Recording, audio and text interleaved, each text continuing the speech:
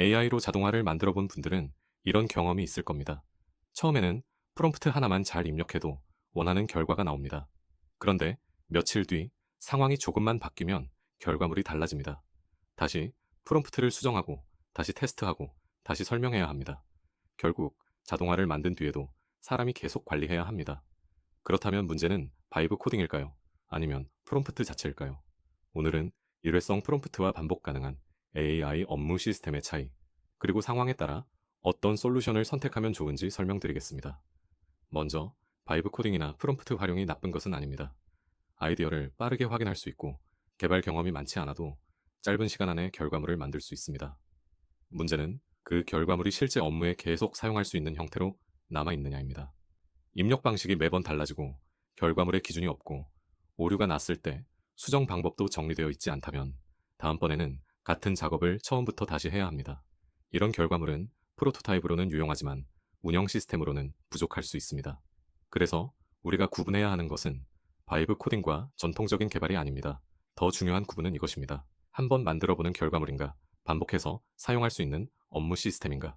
프롬프트는 AI에게 특정 작업을 지시하는 문장입니다. 반면 반복 가능한 AI 업무 시스템에는 몇 가지 요소가 필요합니다. 첫째, 역할이 명확해야 합니다. 이 시스템이 어떤 일을 담당하는지 정해야 합니다. 둘째, 입력 조건이 있어야 합니다. 어떤 자료를 받아야 작업을 시작할 수 있는지 정해야 합니다. 셋째, 작업 절차가 필요합니다. 입력된 자료를 어떤 순서로 처리할지 정의해야 합니다. 넷째, 출력 형식이 필요합니다. 결과물을 어떤 구조와 수준으로 제공할지 정해야 합니다. 다섯째, 검수 기준이 필요합니다. 결과물이 충분한지, 어떤 부분을 사람이 확인해야 하는지 정해야 합니다. 이런 요소가 있어야 AI를 매번 새로 가르치는 것이 아니라 같은 업무에 반복해서 투입할 수 있습니다. 프롬프트가 지시문이라면 AI 업무 시스템은 업무 매뉴얼과 실행 절차를 포함한 운영 도구에 가깝습니다. 그렇다면 모든 업무에 AI 직원을 만들어야 할까요? 그렇지는 않습니다. 업무의 반복 정도와 중요도에 따라 선택지가 달라집니다. 첫 번째는 프롬프트와 템플릿을 정리하는 방식입니다. 간단한 글 작성이나 아이디어 발굴처럼 업무가 단순하고 결과물을 사람이 충분히 검수할 수 있다면 이 방식으로도 충분합니다. 초기 비용이 낮고 빠르게 시작할 수 있다는 장점이 있습니다. 다만 담당자가 바뀌거나 업무 조건이 달라지면 결과 품질이 흔들릴 수 있습니다. 두 번째는 내부 워크플로우를 만드는 방식입니다. 입력 양식, 처리 단계, 결과물 형식, 검수 체크리스트를 정해두는 방식입니다. 반복 업무가 많고 팀 단위로 운영해야 한다면 이 방식이 적합합니다.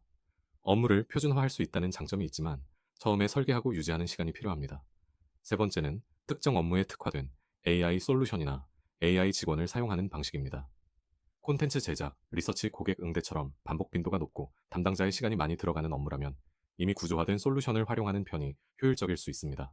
직접 처음부터 만드는 시간을 줄일 수 있지만 업무에 맞게 조정할 수 있는 범위와 제공 기능을 먼저 확인해야 합니다. 네 번째는 맞춤형 개발입니다.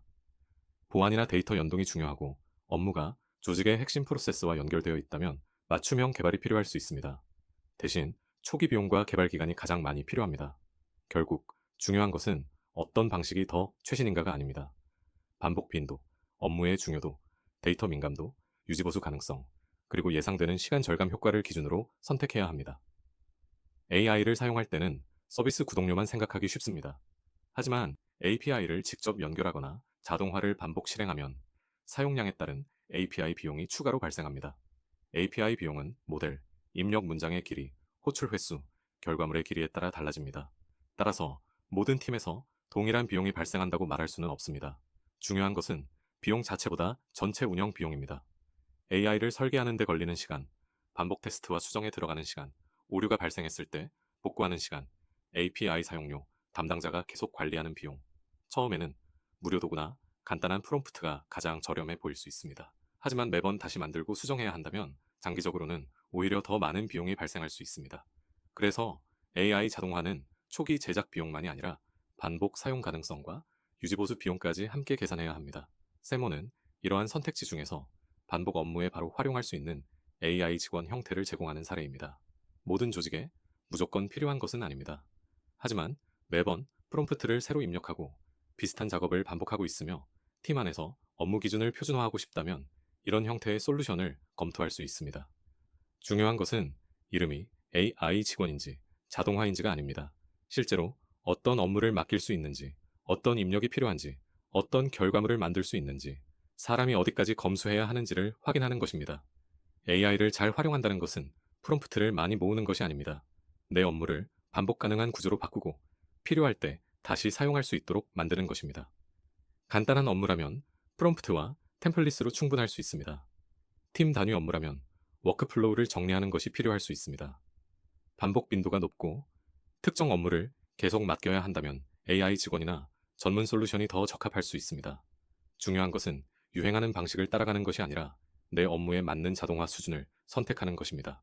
프롬프트를 한 번 잘 쓰는 것보다 업무가 반복될수록 더 안정적으로 작동하는 구조를 만드는 것이 진짜 자동화에 가깝습니다.